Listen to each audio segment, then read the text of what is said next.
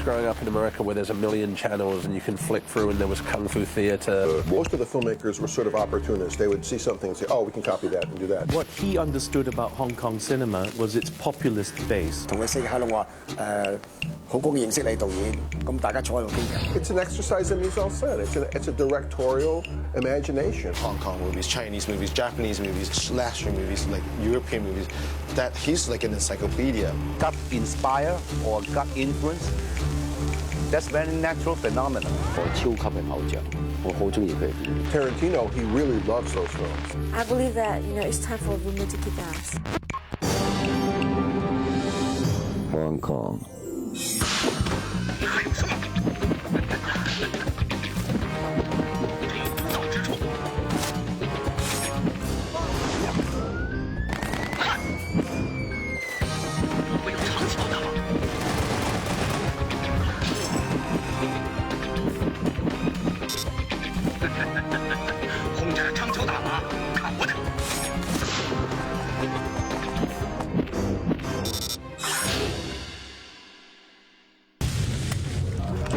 Chapter 1: The Hong Kong Connection.2002年第一次見阿 Quentin 喺上海。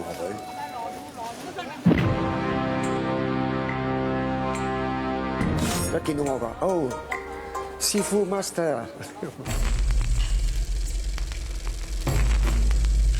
哇！我當時我好乜點解會識講師傅 and master？ 因為我覺得可能佢睇中國嘅電影睇得多都係講 master and 師傅。咁我講我同佢 say hello， 我話好高興認識你導演，咁大家坐喺度傾偈，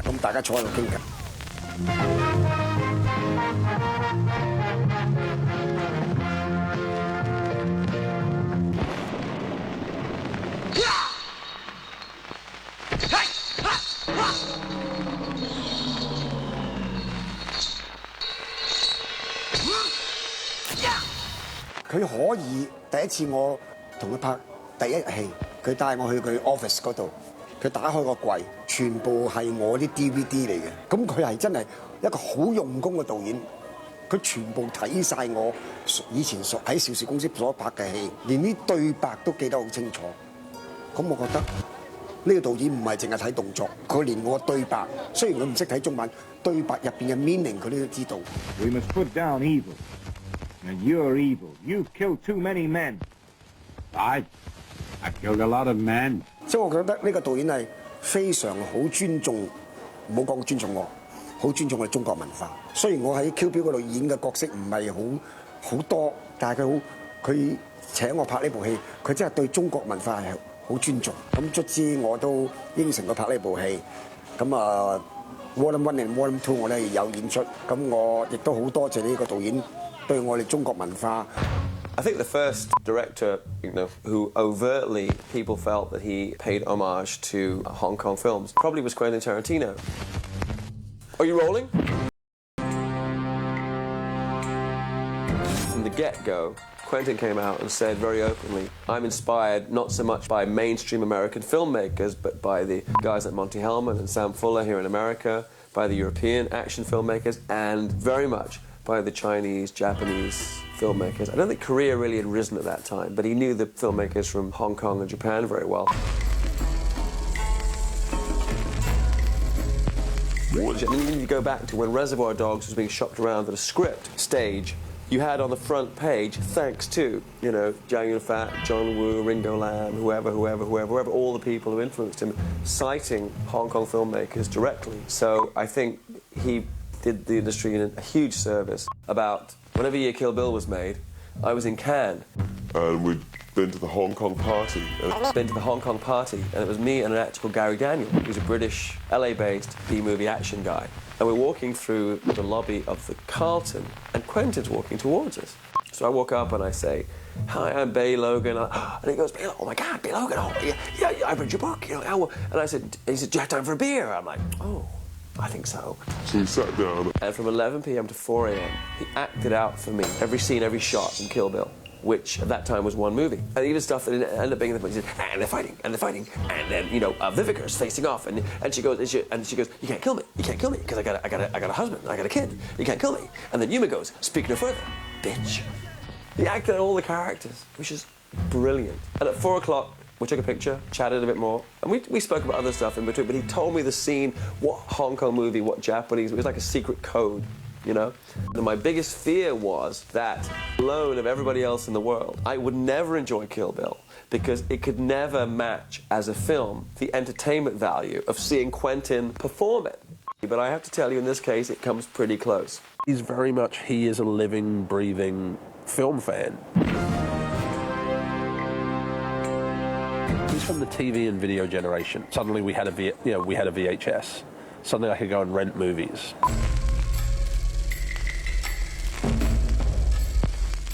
Suddenly I had access to movies that I would never see on TV. And I think it's the same with Tarantino, that suddenly, he was growing up in America where there's a million channels and you can flick through, and there was Kung Fu theater, so you could watch Kung Fu movies, you'd watch spaghetti westerns, and then he was working at a video shop and getting access to movies. He's kind of like a sponge. He absorbs everything. Okay, let's say Kill Bill. Okay, Kill Bill has the Deadly Viper Assassination Squad. They're the 5 deadly venoms from Shaw Brothers. You've got the Japanese girl Gogo Yubari using the yo-yo from Super Kandeka from Yo-Yo Girl Cop, but using it kind of like the Fatal Flying Guillotine from Shaw Brothers. You've got the blood, people getting their arms cut off like one-armed swordsman. Gordon Liu is playing the Master Pak Mei, which is a character from another Shaw Brothers movie. Kill Bill is probably the more literal one. The character that Gordon Liu plays in Kill Bill is taken from Executioners from Shaolin.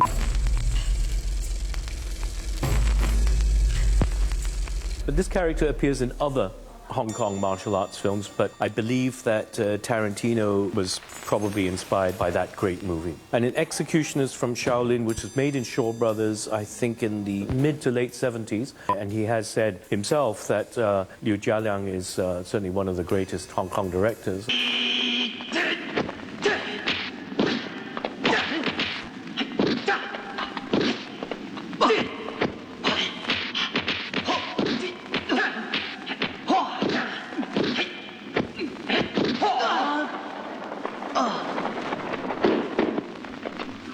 咁之前導演亦都講話，佢入邊有個角色叫白眉。咁有個秘密咧就唔係我做嘅，呢個秘密就係 Quentin 佢自己想做翻白眉。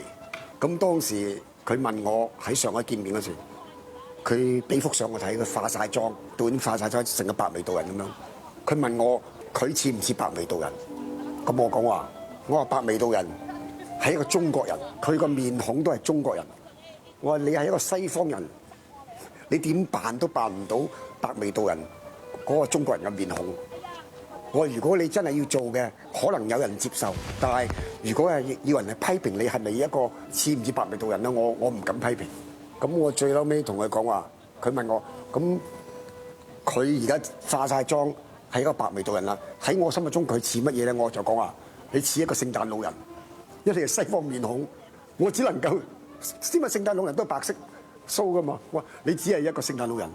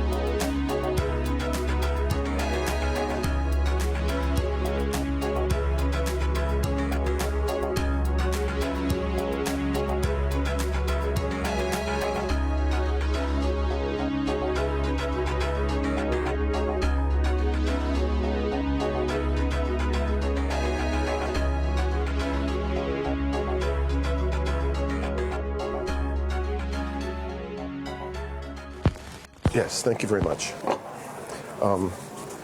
Excuse me, do you have any syrup? So in terms of Hong Kong cinema, I think he likes the ethos, the tone, the bravado of Hong Kong cinema.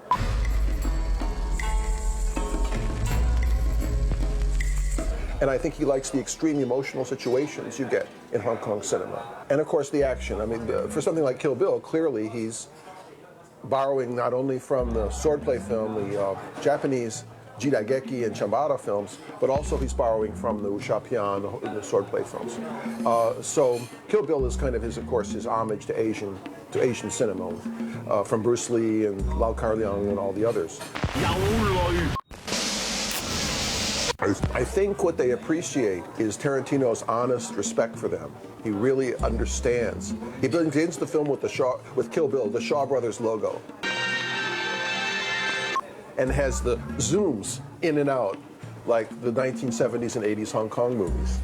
There's a way in which he's rendering them respect too. He pays them the compliment, as he did with Inglourious Basterds, of saying, you have a great national tradition here. You have a great cinema here. And I'm not stealing from it, I'm alluding to it, I'm borrowing or paying homage to it, you know.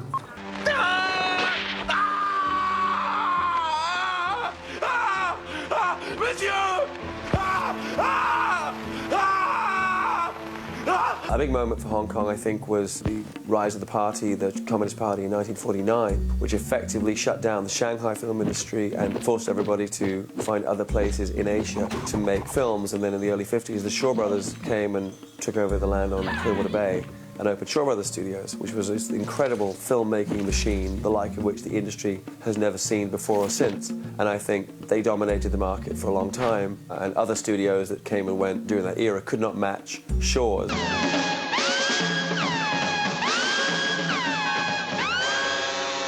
我從未演過白眉，我覺得第一個演白眉嘅應該係我嘅前輩羅烈先生，佢都去咗世。照反派的規矩。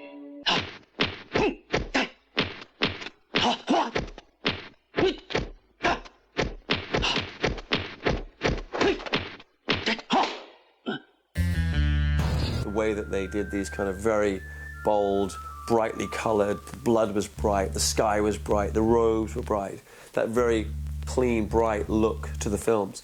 And so the establishment of Shaw's evidently had a huge impact. 好似 Kill Bill 我做呢個 Johnny Mo， 我戴個 mask 啦，呢個就係 Bruce Lee 嘅青蜂俠嗰個眼罩，同埋 Uma Thurman 佢着一件衫，嗰件 sportwear 咧都係 Bruce Lee， 所以我覺得導演 Tarantino 佢係好欣賞 Bruce Lee 嘅功夫嘅電影，所以我覺得佢係對 Bruce Lee 一個尊敬致敬。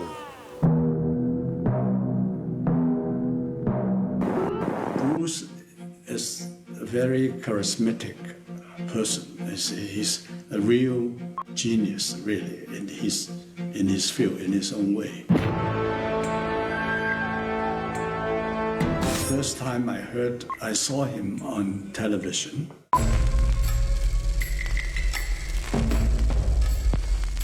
He did something I thought it was fantastic. It's never been done before. So I looked for him. Bruce Lee was a huge star in Hong Kong from The Green Hornet. The Green Hornet was being marketed here as the Kato show. Shaw Brothers offered Bruce Lee a standard contract. And I think Bruce Lee realized that it could be great, he could break out, or he could just be one of 20,000 guys. Golden Harvest came in not with a lot more money, but just a little bit more money, and he offered to be a partnership. I mean, you know, if you look at The Big Boss, originally James Tien, who's one of the co-stars, was meant to be the lead. And, you know, what was meant to introduce Bruce Lee in a secondary role became the main role. And then, you know, it broke records. Then Fist of Fury came out, broke records. Then Way of the Dragon. And then, you know, they began Game of Death. And then suddenly Warner Brothers took interest and wanted to do Enter the Dragon. And that was like kind of the first real co-pro issue here. That meant that you had somebody who was an international icon. I mean, before that, everybody had been local. And the most you could ask for from a Chinese guy is that everybody in Asia might like him. But normally it was just Hong Kong, Singapore, Malaysia, those markets. With Bruce Lee, suddenly had an international icon. And that was a huge transformation. The idea that non-Chinese would cheer for a Chinese man, that kind of starts with Bruce Lee. I mean, you can be open to him understanding him, try to work with him to help him realize his own theories. He's very happy. Golden Harvest kind of opened the door into the international thing that Shaw Brothers' Five Fingers of Death had been sold internationally and done well, but the Bruce Lee movies kind of really opened the door. And then I think that was what happened, that suddenly the West started taking an interest. In America and everything, you had the drive-in circuit, so the grindhouse cinemas where you could go and see double bills. And I mean, even in England, we used to have it, there'd be the double bills of like a horror movie and a martial arts movie. Then you suddenly started having things like, Shaw Brothers doing the co-production with Hammer Films, like, Legend of the Seven Golden Vampires. And like you said, there was, spaghetti western meets kung fu with like The Master and the Gunfighter with Lee Van Cleef and Lo Lee. Bruce Lee opened so many doors for Hong Kong cinema. 雖然我做嗰個角色嘅 Johnny Mo 唔係李小龍，但我希望做到最好，唔可以失禮李小龍曾經戴過個面罩，俾我一個壓力嚟嘅。我對呢個人係十分尊重，就算今時今日李小龍再生嘅，我都十分尊重佢。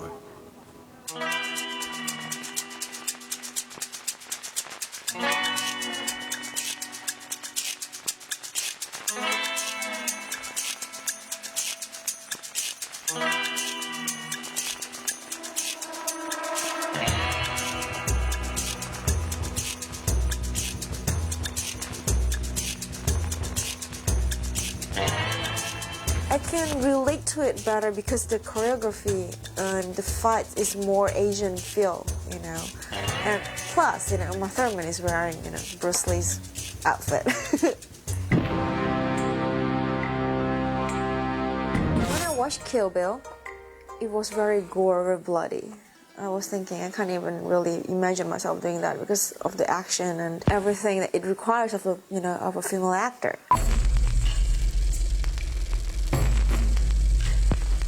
But then now I'm doing Snowblade, and I'm naked in it, and I'm saying to Bay, there's not enough blood.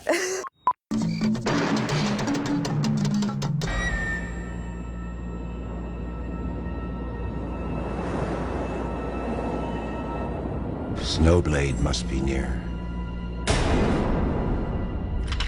Hey, dark eyes.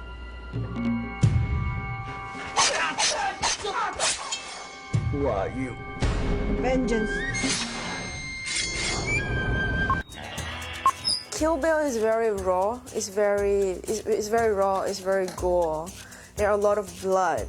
But what is more important about it is when I watch it, I can actually feel it. For example, there is actually this scene where Uma Thurman is being raped while she was not awake. I can feel, as a woman. And then when she woke up and she killed the nurse, it's very... How do I say that? You can feel it, Like, you can actually feel the action and it feels painful. And it's hard because with film, it's usually 2D. And it's very important for an audience to be able to feel what the actress or what the actor is going forward with their emotions and to actually feel what they're actually really doing, like that anger and that pain and that, yeah. Chapter 2, Shaolin Action Gore. I think because it is universal in that it's almost a revert to the days of silent cinema. Movies, after sound came in, became very talky. People would sit and talk for great lengths of time. Now, if you speak English, it's fine. But if you're French or Spanish, maybe you don't want to hear somebody talking in English for 90 minutes. And even in America, people like, movement and action and style. And I think what Hong Kong cinema has is universality, because in the old days, they would actually not record sound at all. So you'd shoot all the dialogue in 2 days, and then you could spend 3 weeks, 4 weeks shooting the action. So this made this style of cinema very accessible to people of all cultures. And that was the primary thing, the fact that you didn't need to understand the words to get it. And I also think the fact that they devoted all their time to the movement meant that the movement that resulted was significantly more exciting than what you were getting in other film cultures around the world.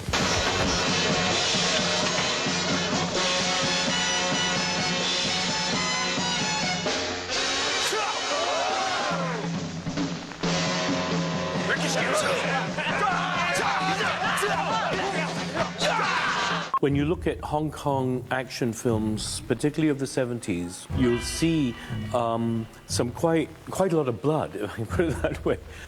So there is a certain, I said cartoony violence, but there's a certain graphic violence to Hong Kong cinema that, yes, definitely you see in Tarantino's work. The difference traditionally between the Hong Kong style of action and the American style was you felt like you were watching people fight. You felt like you were watching cars chase. What Hong Kong did is it made you feel like you were in a fight. You got breathless watching stuff. You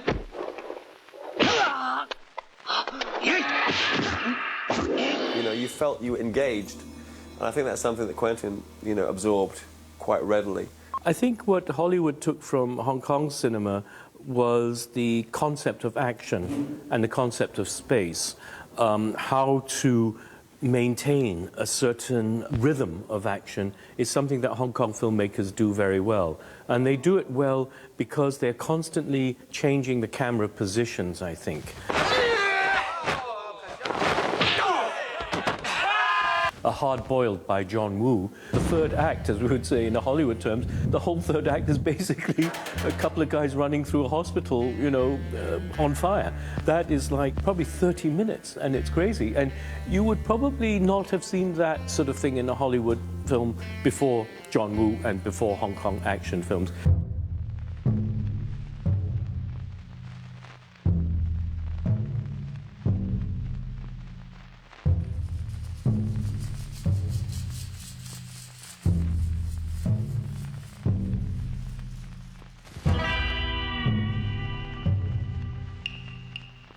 名中文名叫楊盼盼，英文名叫 Sharon Yang。跟住咧就係舊年呢個 hit 黑咧，就點解我要搞 hit 黑咧？因為 hit 黑係動作，香港電影動作，我都係香港電影動作。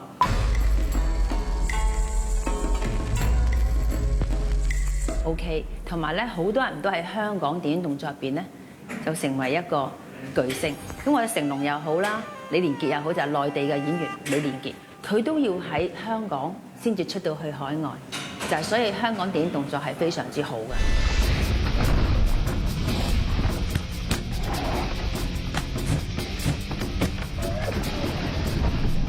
He watched more Hong Kong cinema than any of us. When you talk about doing stunt work and working in action cinema, it's not just about being a good martial artist.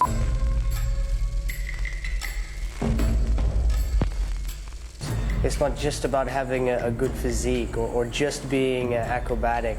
You have to do so many things, you know, and I think that's what really intrigues me about it, is the skill sets required to do this work. 其實咧，你要講翻啊 Q 標啦，其實我都好中意佢㗎。其實佢有佢自己嘅風格㗎嚇，因為咧佢係吸收咗我哋香港嘅電影動作，同埋佢自己諗嘅一個電影動作出嚟。咁佢覺得我哋嗰個電影動作咧，同佢比較近啲，所以佢中意我哋。同埋咧，頭先我講緊就係話。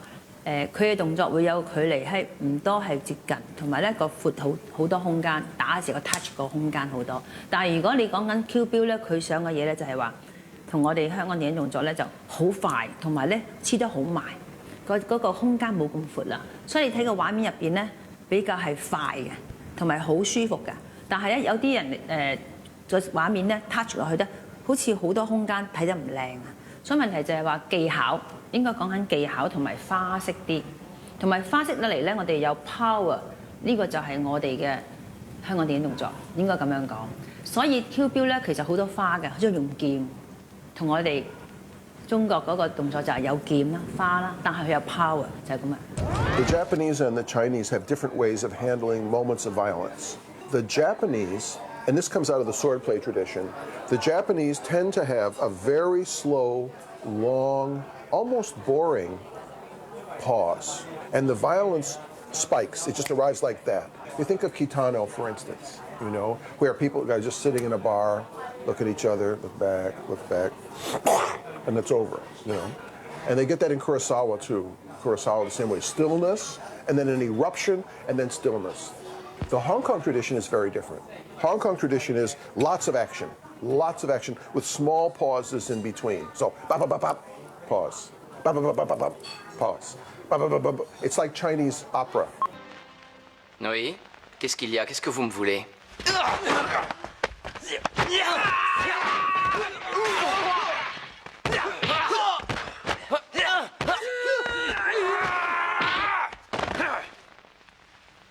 And I think that Tarantino is, in this respect, maybe more Japanese. Because you think of *Inglourious Basterds*, the scene builds and builds and builds and builds, and then it's over. Like in the tavern, the gunfight in the tavern. It's just, it's almost 10 seconds maybe, I don't know. It's very brief. What he understood about Hong Kong cinema was its populist base and how to appeal to an audience in terms of action and ludicrous action, actually. Tarantino has a kind of attitude towards making cinema that you find in a number of Hong Kong filmmakers. That the idea is that action is all. When you look at the car chase movie that he made, it's just one long car sequence. You could say that is like a martial arts movie. Death Proof is different because Death Proof is clearly a two-part film where you have lots of conversation. Just talk, talk, talk, talk, girl talk, all this talk. And then the second half, one long action scene, yes. And I almost think that that's his effort to say, if you want action, I'm going to give you more action than you've seen in any of my other films in one place, you know. And it is like the sustained fight in a Hong Kong film, or the sustained chase in a Jackie Chan film. It just goes on and on, like Project A or Police Story. The chases just go on and on and on, and you think, okay, it's over. No, just keeps going. So you're right, that's the closest. Death Proof is the closest, I think. Freeze frame.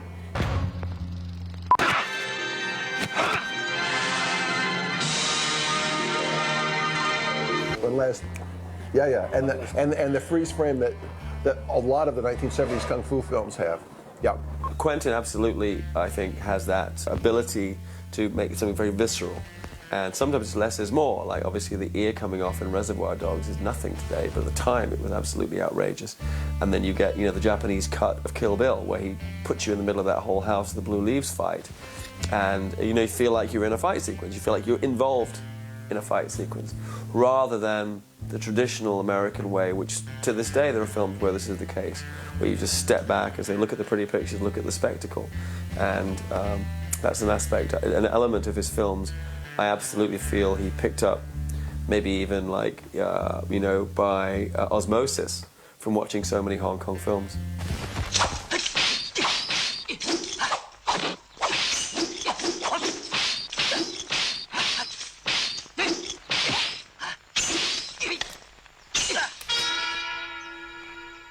In a way, Tarantino isn't that interested in psychology either. Not very much, I think. Sometimes, I think he has some very good moments, like the Robert Forster character in Jackie Brown. Is a very interesting character psychologically, and the Pam Grier character too.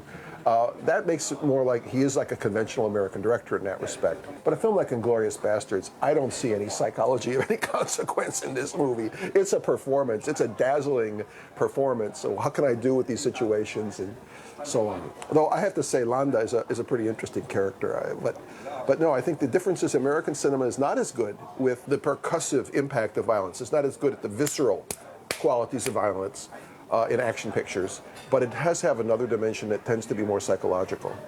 In another one of his movies I like very much, Jackie Brown, where he just lets the scenes play. They go on and on. Every scene is like 3 or 4 minutes longer than it would be if another director had made that scene. And it just becomes a rhythm for the whole film, that it's very steady, it's very calm. By the end, when you have all the violence at the end, it's all been built up to very carefully. He thinks about these things in a way, I think, pacing, as we would say in English, pacing. He thinks about things like that more carefully, I think, than a lot of other filmmakers do. Chapter 3, Reservoir on Fire.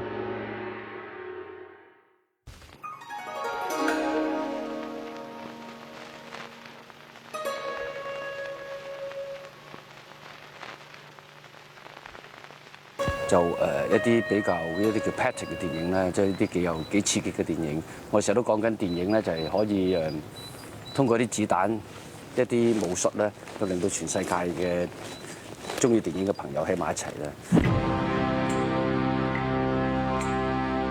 咁咁如果叫我講一個香港好典型嘅特點咧，就係我哋香港嘅電影咧，就一個幾高效，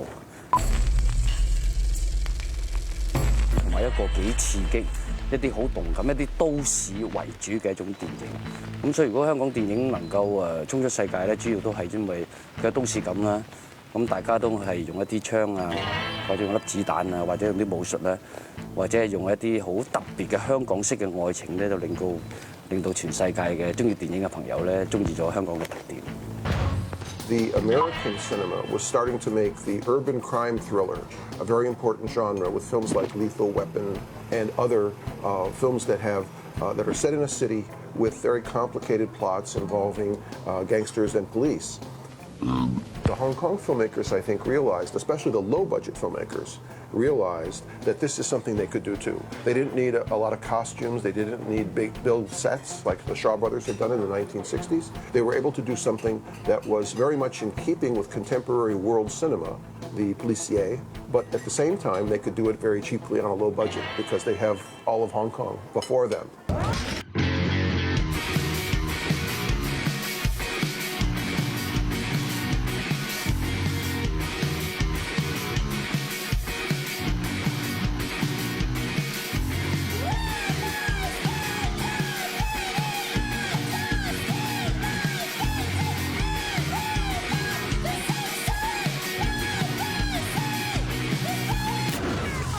咁就亦都係譬如好似昆天拍咗一部叫做《Pulp Fiction》。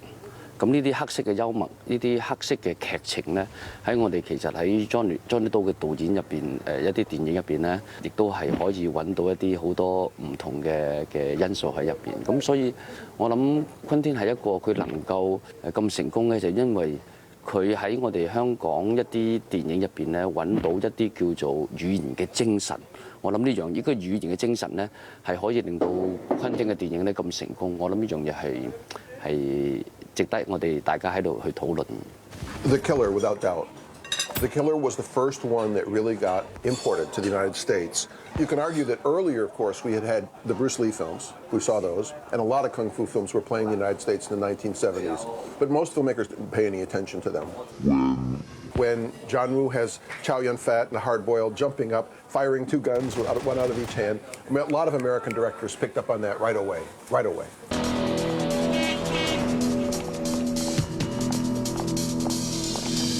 Today on Fire, nobody's wearing black suits. You know, the black suits come from Better Tomorrow. True Romance. Yeah, he's got people watching Better Tomorrow 2 on TV. 我諗昆汀因為佢中意亞洲電影咧，咁所以其實好多題材或者好多元素咧，睇我哋林嶺東嘅電影入邊咧，可以揾到啲元素嘅，即係等於我哋林嶺東以前拍過個戲叫做City of Fire， 就叫《龍虎風雲》。咁如果我哋喺昆汀入邊嘅電影咧，我哋睇一部戲叫《落水狗》咧，咁其實好多嘅 situation。好多個環境因素咧，其實喺入邊好相似嘅。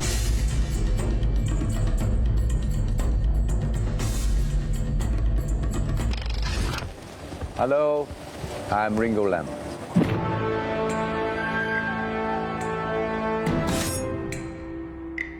Fucking dirty idol. Make a good. In America, I like I said French Connection. I like Godfather, so I like Coppola a lot. I like Martin Scorsese, like The Taxi Driver. I still like his earliest works. Influence, so much influence on me.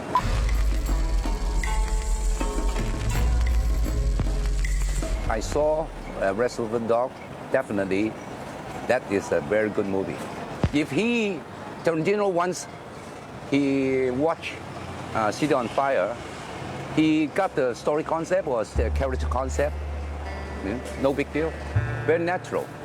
But in that movie, Reservoir Dogs, it's not a copy. He did the movie actually something different. Even the style is different. 我有睇錯嘅，就你唔好睬你啊！講掂條數先啊！富哥，你切咗啊？揾槍照條佬，放呢槍，放低佢！你叫佢唔好亂嚟啊！唔係你死梗！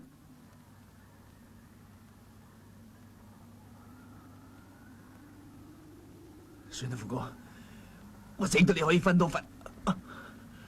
唔得，你救過我，我爭你一條命。邊個咁喐親你，我懟冧邊個。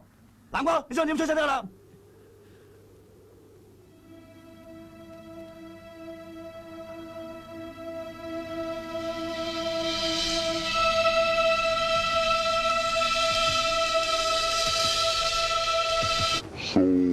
？I would say he is a very smart guy, very talented. He has a different treatment, different presentation to play out, even if there's a scenes taken from the Chinese cinema. He has a way to make it, the presentation different, the style different. Quentin Tarantino, you look at his style, the tempo only. The tempo is not the American tempo. The American tempo is very fast, fast cut, very fast, very good cut, of course, right? Quentin Tarantino is very good in play out scenes. Every individual scenes, if there's tension, he play good. The character play good. No rush. China movie, Hong Kong movie, American movie. The bottom line should make a good movie. Yes, immediately you look at it and go, it's very, very similar to City on Fire. But there's also elements of The Taking of Pelham 1, 2, 3. There's elements of Stanley Kubrick's The Killing. A lot of people claim that, Tarantino's ripping off a Hong Kong movie or he's ripping off this. And he's not. I think he's taking elements.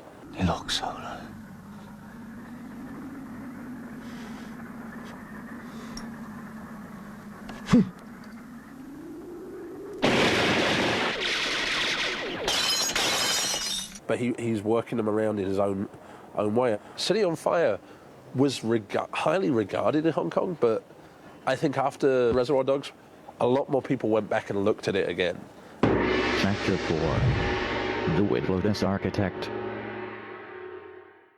To me, Tarantino's a director who looks at a movie like an architect would. He sees, okay, this part goes here, this part goes here, this part goes here. He's very self-conscious about the way he arranges the pieces of the film as a whole.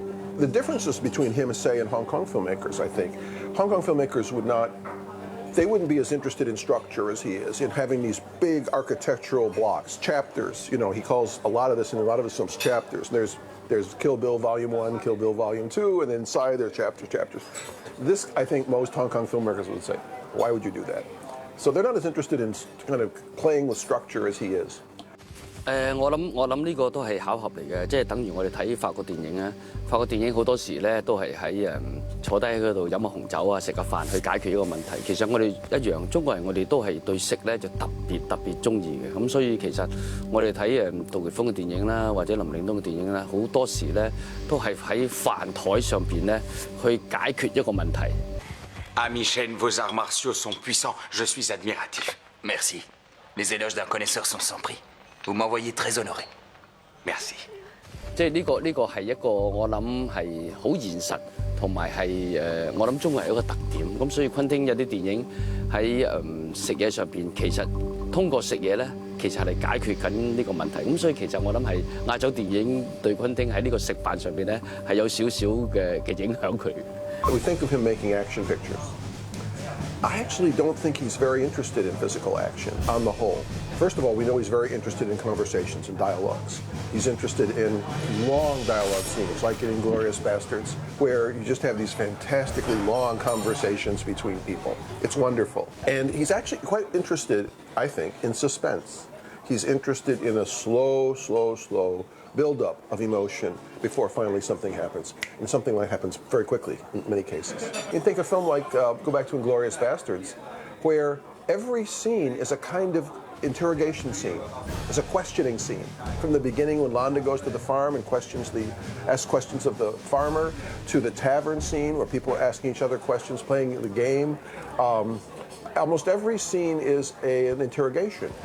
And he gets enormous mileage out of this. But again, it's not something I think he takes specifically from Hong Kong. It's because he loves people talking. He loves to listen to people talk. And that's not characteristic of Hong Kong cinema. Hong Kong action cinema is little talk, more action, visual storytelling. Chapter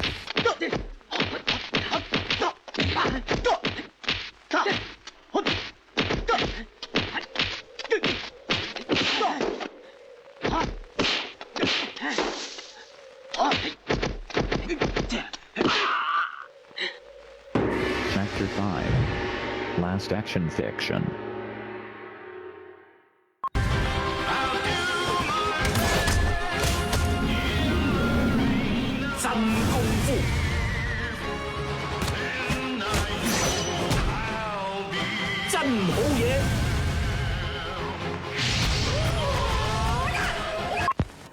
The one thing, well, there are many things that I love about the old martial arts movies, but you know, the one thing that I like the most is they're crazy.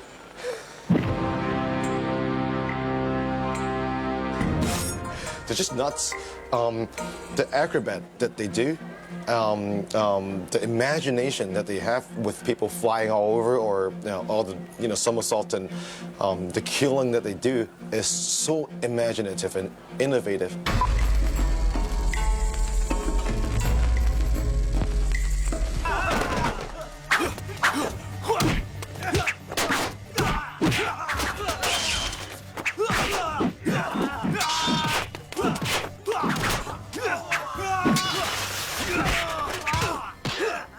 And it is a fantasy that comes true, and you can watch it with your own eyes, and you think, oh no, although I will never ever experience this in my real life, but within that 90 minutes in a theater, that's something that's that's true to me, and I'm involved with that fantasy, and I'm part of it, and this is why I love martial arts movie.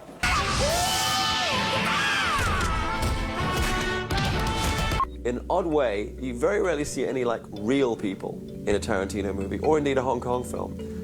They do make verite films here, but nobody really wants to see them. And I think that's something that he got, the fact that, that's not really interesting to him. All his people are really extraordinary characters, and, like the guys in Pulp Fiction. I'm sure there were no two hitmen who walk around like that, any more than people walk around in the long coat and the matchstick and the glasses like Jay felt as Mark Gore in Better Tomorrow. But when John Woo looks at the world, that's how he wants gangsters to look. And when Quentin looks at the world, that's how he wants hitmen to look. And people respond to that, because I think there's been a move in American cinema to kind of focus on reality to the expense of truth, without any analysis of the films they make. Hong Kong filmmakers, I think, have a very keen sense of what is true, particularly the higher end people like the Johnny Toes, the Choi Harks, the Ringo Lambs.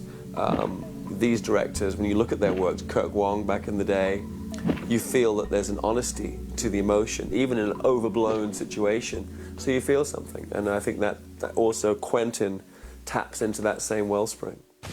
The idea of an alternative history.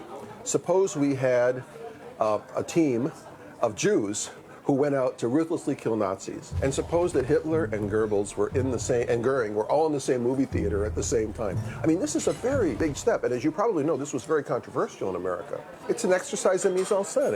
It's a directorial imagination, I think, at work. And I think this is really characteristic of him. What he likes about all cinemas, all genre cinemas, I think, is that they're ambitious about engaging the spectator. They're interested in storytelling and how to tell a story. They're interested in all kinds of formal elements. I mean, he's a formalist. He's a formalist director. His films aren't very realistic, really. And he's a director interested in playing a game of form with the audience, making you think one thing's going to happen and another. In a way, he's in a tradition, I would say, of Hitchcock. Even though he makes films very differently from Hitchcock, Hitchcock always approached every film as a kind of formal problem. Rear Window. How do I make a movie that takes place in a single room and what the person in the room can see outside? Or Lifeboat. How do I make a movie where all the action takes place in a boat, a little boat, And I think Tarantino is interested in the same kind of structural questions, formal questions. But of course, he's much more influenced by genre cinema in a way than Hitchcock was. I think that one can't help but be influenced by some of his movies. You could say that I think Pulp Fiction certainly is one of the most influential films in the past 2 decades. And you do get probably some traces of that in Hong Kong movies. Just the whole way of presenting the anti-hero, for example. It blew my mind away when I first watched it, and it felt like a roller coaster, and I thought, okay, this is what movies should be. And it kind of moved me, and it excited me, and made me interested in making movies. Because before that, I never knew that there's someone behind the camera, you know, called a director.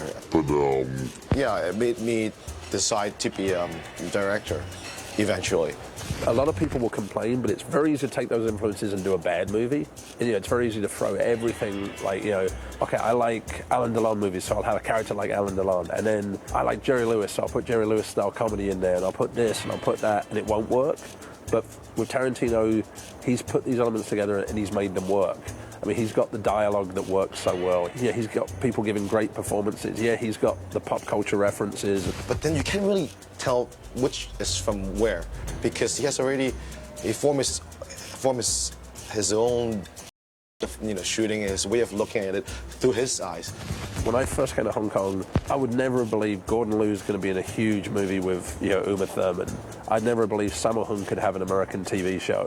I'd never believed Jackie Chan was going to be a star in America. That Chow Yun-fat would be in an Oscar-winning film doing swordplay. That Yuen Woo-ping would be the fight choreographer for a movie with Keanu Reeves. So the filmmakers were sort of opportunists. They would see something and say, oh, we can copy that and do that. But with Tarantino, he really loves those films. He loves the Hong Kong cinema. And so he's a devotee. He isn't just a borrower. He wants to capture some of the qualities that he loves in these films and bring them into his own kind of films, his own world. But he's a very, very lucky bastard that he's been able to do what pretty much all of us have wanted to do, and he's been given that opportunity to pay homage to all the stuff he wants to do, you know, like, because he's found the right way to do it. It's a line from, I think, from Cocteau when he said, never state what you can imply. And I think a lot of American cinema is based on statement, and Quentin cinema is based on implication. Which is a very European and very Asian view, very Asian aesthetic. Imagine a movie, you know, Quentin Tarantino directing Lau Ching-wan or Louis Koo or Daniel Wu, or imagine Vengeance directed by Quentin Tarantino, produced by Johnny To. That would be something to watch, yeah? You know, Johnny To wants to do the third election. Produce it, let Quentin Tarantino direct it. That I want to pay and see. That's what I want to see. Maybe he could remake The Red Circle, the Melville film with Cercle Rouge. He could remake that in Hong Kong. We'd have to get the top actors. Tony Leung Chi-wai, Tony Leung Ka-fai, obviously Chow Yun-fat. You have to get all the top actors to direct something, yeah? Could be good, huh?